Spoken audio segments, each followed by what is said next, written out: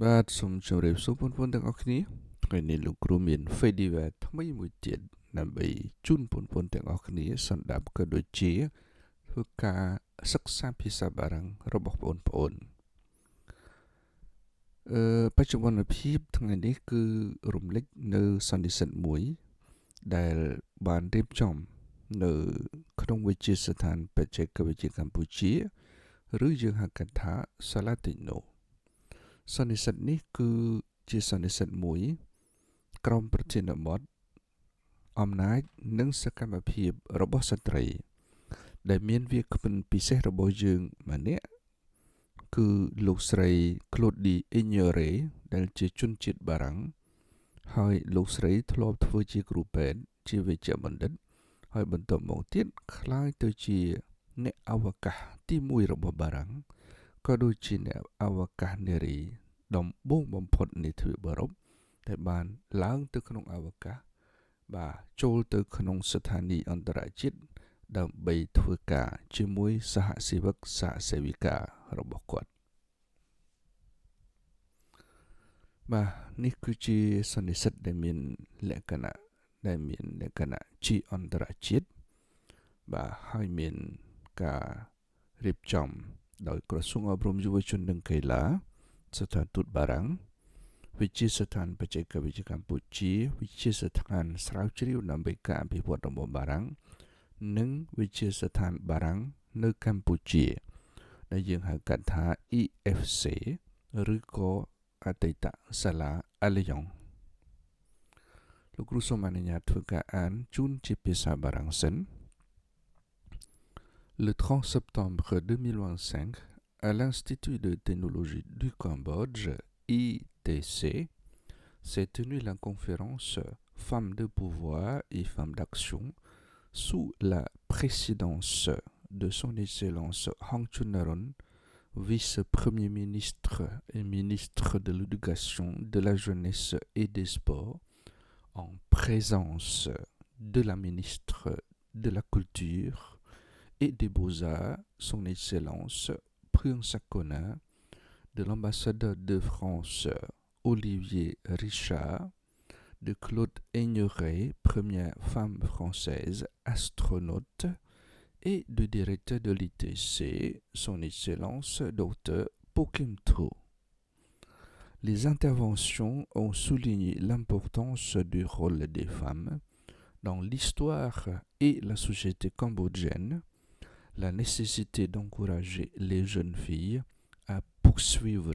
des études scientifiques et techniques et de la valeur de l'exemple donné par Claude Ignoré. L'ambassadeur a salué la coopération franco-cambodgienne de longue date dans le domaine de l'éducation et de la recherche,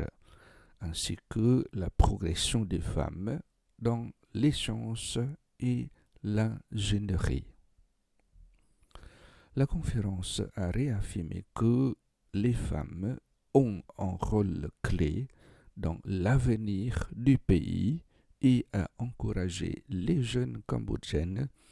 à croire en leurs rêves et à s'engager dans la science, l'innovation et le leadership. បាទលោកគ្រូបានអានជាភាសាបារាំងជូនក៏ប៉ុន្តែអ្វីដែលលោកគ្រូបានដាក់ពណ៌ខៀវនេះគឺជាសារដ៏ពិសេសមួយដែលឯកឧត្តមឧបនាយករដ្ឋមន្ត្រីនិងរដ្ឋមន្ត្រីក្រសួងអប់រំយុវជននិងកីឡាលោកបានមានប្រសាសន៍សង្ខេបចុងក្រោយបាទលោកគ្រូសូមធ្វើការមិនអានទេនៅក្នុងភាសាខ្មែរយើងសូមបងប្អូនទាំងអស់គ្នាធ្វើការអានដោយខ្លួនឯងដោយយកចិត្តទុកដាក់បាទលោកគ្រូទៅបកប្រែនៅខាងដើមវិញអំពីអ្វីដែលយើងបានអានអំបញ្ញមិញបាទបងប្អូនឃើញហើយនៅកន្លែងនេះគឺរបៀបសរសេរគឺគេទៅសេបែបហ្នឹងបងប្អូនគេទៅសេយ៉ាងម៉េចគឺគេទៅសេគេដាក់ប្រធានមុនណាប្រធានមុនគឺ la conférence អីរហូតមកដល់ចុងចប់ហ្នឹងហើយគេដាក់ពាក្យសេទនុយនេះគឺបកប្រែថាបានប្រព្រឹត្តទៅ ចឹងប្រធានរបស់វាលោកគ្រូសូមប្រាប់ប្រធានរបស់វាបាទលោកគ្រូសូមគូសបាទប្រធានរបស់វាគឺទាំងអស់នេះបងប្អូននេះទាំងអស់ហ្នឹងទាំងអស់រហូតមកដល់ក្រោមហ្នឹងអាហ្នឹងគឺជាប្រធានរបស់វានេះប្រធានរបស់វាបាទប្រធានរបស់វាចង់និយាយថាសន្និសីទស្ដីពីអំណាចនិងសកម្មភាពរបស់ស្ត្រីហ្នឹងក្រមអធិបតីភាពរបស់អេដាមបណ្ឌិតសិភាចាហងជុននរុនបាទឧបនាយករដ្ឋមន្ត្រីនិងរដ្ឋមន្ត្រីក្រសួងអប់រំយុវជននិងកីឡាហ្នឹងដោយមានការអញ្ជើញចូលរួមផងដែរពីរដ្ឋមន្ត្រីក្រសួងវប្បធម៌និងវិចិត្រសិល្បៈលោកជំទាវភឿងសក្គុណាl'ambassadeur de France បាទកន្លែងនេះមានវិគីមួយទៀតបងកន្លែងនេះមានវិគីមួយទៀតបាទនេះកន្លែងនេះណាបាទយើងថែមវិគីមួយផងគឺលោក Olivier Richard ហើយនឹងមានការចូលរួមអំពីបាទលោកស្រី Claude Aigneret ដែលជាស្ត្រីទី1បាទដែលជាស្ត្រីទី1លោកគូបញ្ជាក់ឡើងវិញគឺជាស្ត្រីទី1បាទរបស់បារាំងដែលជាអ្នកអវកាសហើយនឹងវត្តមានមួយទៀតគឺវត្តមានរបស់លោកនាយកឯកឧត្តមនាយកសាស្ត្រាចារ្យឯកឧត្តមសាស្ត្រាចារ្យបណ្ឌិតបាទពុះគឹមធូបាទគឺជានាយកវិទ្យាស្ថានបច្ចេកវិទ្យាកម្ពុជាដែលយើងហៅកាត់ថាសាឡាទីណូបាទ les interventions ont souligné បាទន័យថាការធ្វើបទបង្ហាញក៏ដូចជាខ្លឹមសាររួមរបស់សន្និសីទនោះបានគូសបញ្ជាក់អង្គស៊ូលីញេនឹងគឺបានគូសបញ្ជាក់បងប្អូនបានគូសបញ្ជាក់អីបានគូសបញ្ជាក់អំពីសារៈសំខាន់នៃទូនីតិរបស់ស្ត្រីនៅក្នុងប្រវត្តិសាស្ត្រក៏ដូចជានៅក្នុងសង្គមកម្ពុជាបាទបានគូសបញ្ជាក់មួយទៀតគឺអំពីគេហៅថាភាពចាំបាច់នៅក្នុងការលើកទឹកចិត្តឲ្យយុវតីរបស់យើងណាឲ្យយុវតីរបស់យើង les jeunes filles à poursuivre des études scientifiques បាទឲ្យបន្តការសិក្សានៅក្នុងវិស័យវិទ្យាសាស្ត្របច្ចេកទេស et la valeur ហើយនឹងបានគូបញ្ជាក់មួយទៀតអំពីតម្លៃនៃឧទាហរណ៍ដែលបានផ្ដល់ជូនដែលបានលើកជូនដោយលោកស្រី Claude Aigneret បាទយើងមើលបន្តទៀត l'ambassadeur a salué បាទឯកអគ្គរដ្ឋទូតបារាំងហ្នឹងគឺបានធ្វើការ a salué កន្លែងនេះគឺបានធ្វើការគូសបញ្ជាក់បានធ្វើការរំលឹកបាទឬក៏អបអសាទរបាទទៅដល់សហប្រតិបត្តិការបារាំងកម្ពុជាដែលមានតាំងពីយូរលង់ណាស់មកហើយពាក្យថា de longue date មានន័យថាតាំងពីយូរលង់ណាស់មកហើយនៅក្នុងវិស័យអប់រំការស្រាវជ្រាវក៏ដូចជាអំពី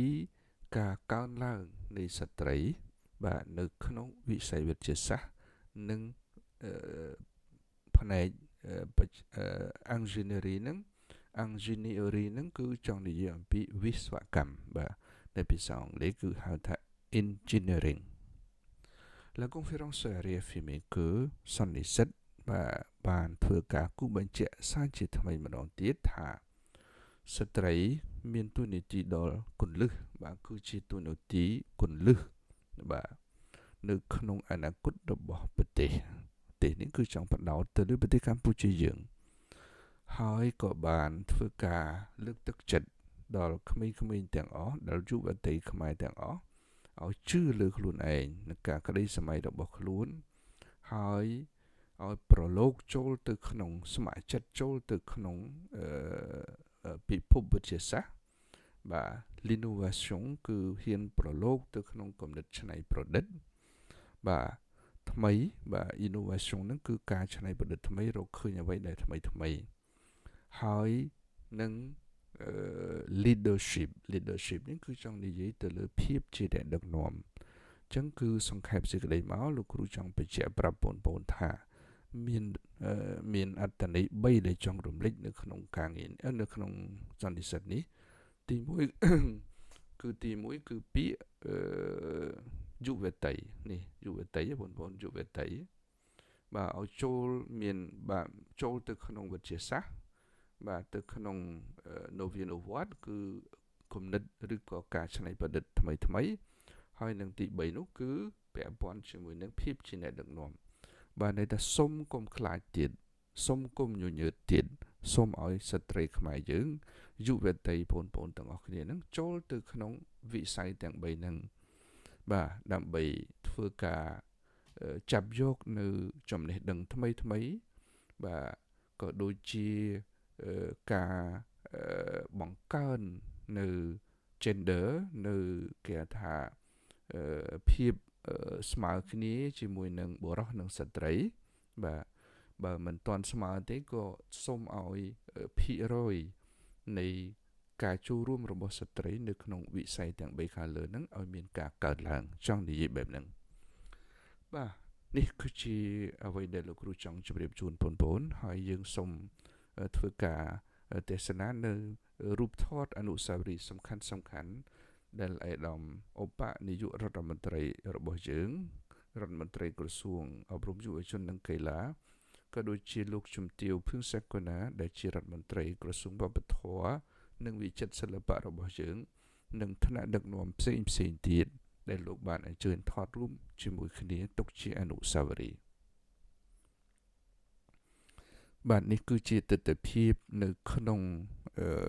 សាលសន្និសីទកាសែតនៃវិទ្យាស្ថានបច្ចេកវិទ្យាកម្ពុជាបាទដែលមានការចូលរួមពីសាស្ត្រាចារ្យក៏ដូចជានិស្សិតនិងអ្នកស្រាវជ្រាវទាំងអស់ប្រមាណជា300នាក់ហើយនៅក្នុងនោះដែរក៏មានបងប្អូននិស្សិតដែលអញ្ជើញមកពីគ្រប់ស្ថាប័នសំខាន់បាទរួមមានសាកលវិទ្យាល័យភូមិន្ទភ្នំពេញបាទសាកលវិទ្យាល័យភូមិន្ទកសិកម្មបាទនិងសាលា Digital បាទ Digity បាទហើយនឹងមួយទៀតគឺមានយុវតីដែលគាត់អញ្ជើញមកចំនួនប្រមាណ80នាក់ជាមួយនឹងថ្នាក់ដឹកនាំរបស់គាត់គឺជាសាលាមួយដែលមានឈ្មោះហៅថា Happy Chandara School បាទនេះគឺជាការជូនវត្ថុអនុស្សាវរីយ៍ឯកឧត្តមឧបលោកជូនវត្ថុអនុស្សាវរីយ៍ជូនទៅលោកស្រី Claude Ignoré បាទហើយលោកស្រីក៏បានជូនវត្ថុអនុស្សាវរីយ៍មួយជូនមកឯកឧត្តមឧបនាយករដ្ឋមន្ត្រីរបស់យើងដែរបាទសូមអរគុណចំពោះការយកចិត្តទុកដាក់ស្ដាប់របស់បងប្អូនទាំងអស់គ្នាហើយលោកគ្រូនឹងរៀបចំវីដេអូថ្មីទៀតដើម្បីជូនបងប្អូនទាំងអស់គ្នាស្ដាប់ក៏ដូចជាធ្វើការសិក្សាភាសាបារាំងនាពេលខាងមុខទៀតសូមអរគុណចំពោះការយកចិត្តទុកដាក់របស់បងប្អូននិងសូមជម្រាបលាហើយយើងជួបគ្នានៅក្នុងវីដេអូក្រោយទៀតអរគុណច្រើនបាទ Merci beaucoup pour votre attention et je vous souhaite une excellente journée et à très bientôt បាទលោកគ្រូបញ្ជាក់ជូនឡើងវិញទាំងអស់គ្នាបាទមុននឹង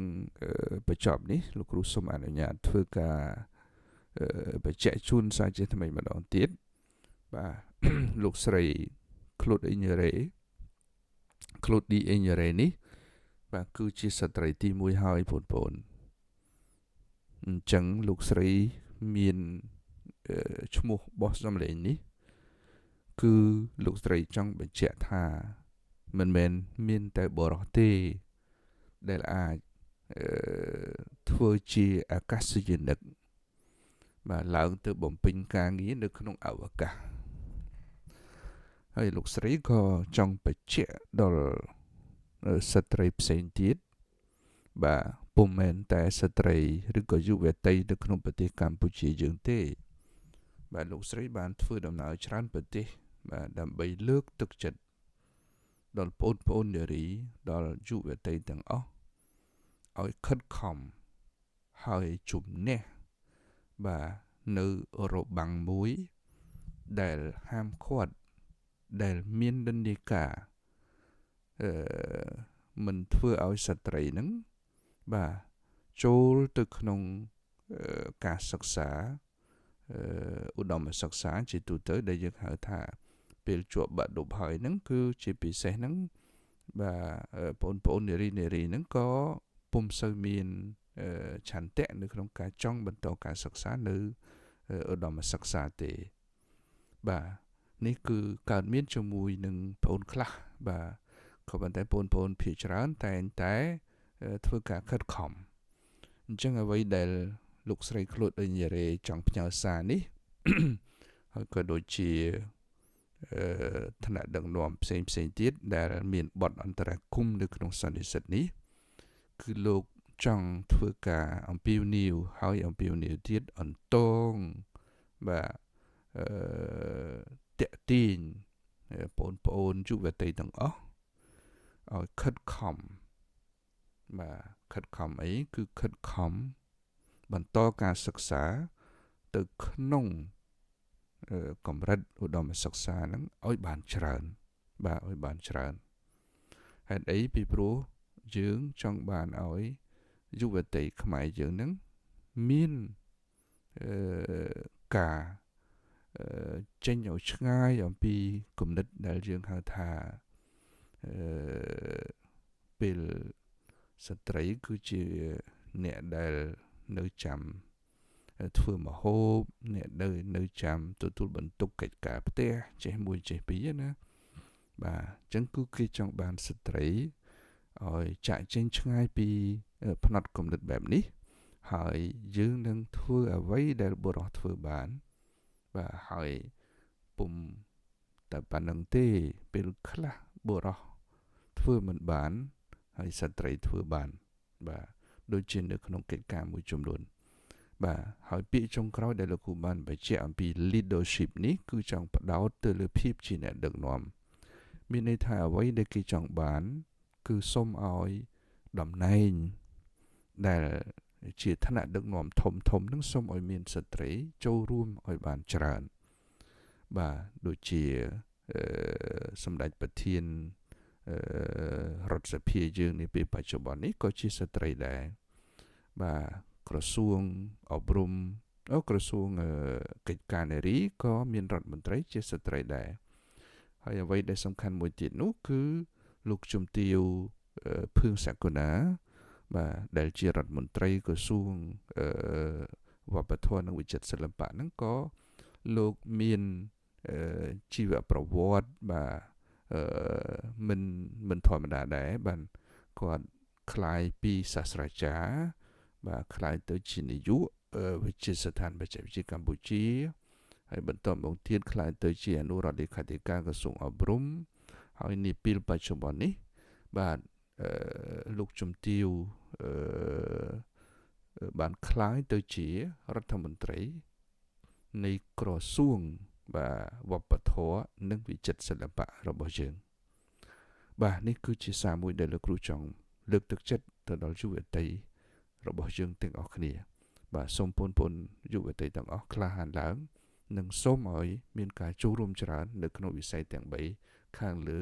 ដែលលោកគ្រូបានជម្រាបជូនសូមអរគុណបងប្អូនហើយលោកគ្រូសង្ឃឹមថាបងប្អូនទាំងអស់គ្នាច្បាស់ជាយល់នៅគុណតម្លៃដ៏ពិសេសនៃសន្និសីទវិទ្យាសាស្ត្ររបស់យើងនៃអ្នកវិទ្យាសាស្ត្រម្នាក់ដែលខំធ្វើដំណើររាប់ពាន់គីឡូម៉ែត្របាទដើម្បីមកចូលរួមជាមួយនឹងសន្និសីទមួយនេះបាទធ្វើជាវាគ្មិនដើម្បីធ្វើយ៉ាងណាឲ្យយុវតីរបស់យើងលោកមានផ្នត់គំនិតថ្មីនិងចូលរួមនៅក្នុងការបណ្ដុះបណ្ដាលក៏ដូចជាការអប់រំនៅក្នុងសហសវត្សរ៍ថ្មីយ៉ាងនេះបាទជាថ្មីម្ដងទៀតលោកគ្រូនឹងជូននៅវីដេអូក្រោយៗទៀតដើម្បីឲ្យបងប្អូនមានការពន្លឿនការសិក្សាភាសាបារាំងនិងចាប់យកចំណេះដឹងថ្មីសូមអរគុណ